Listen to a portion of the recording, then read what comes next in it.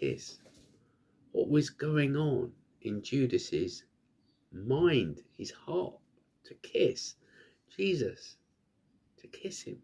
Wow.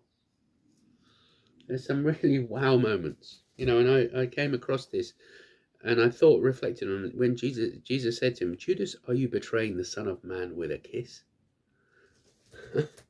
Wow. And I was, how could Judas do such a despicable thing? This was condemning a man to death. A kiss. Condemning this innocent man, this holy man, this righteous man, this godly man, this man, whoever, you look at his life of Jesus and you go, he healed the sick, he cast out demons, he fed the 5,000, he calmed the seas, he delivered a demoniac, he preached the gospel to the poor. A righteous man.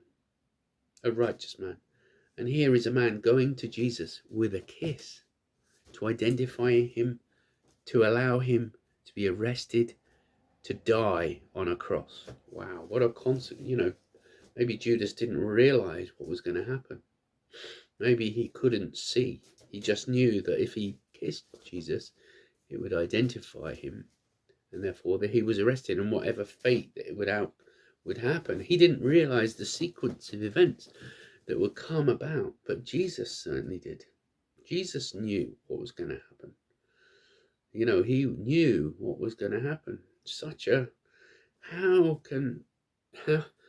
can somebody do that to somebody else? Are there, I was thinking of famous kisses. I was thinking of the kiss of Rodin, the famous sculpture of a man and a woman naked kissing, the lover's kiss, the most famous kiss that man and the intimacy between a man and a woman in marriage, that brings about joy and family and children and generations. What comes from a kiss in that? When you go to the altar and you stand before, you stand before the priest, and then he says, I announce you man and wife, and then they kiss.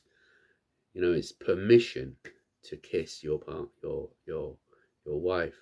That sacred moment. It's a sacred moment, and here is almost an abomination of desolation. This is that level. But this guy, unfortunately, his heart was, it says it in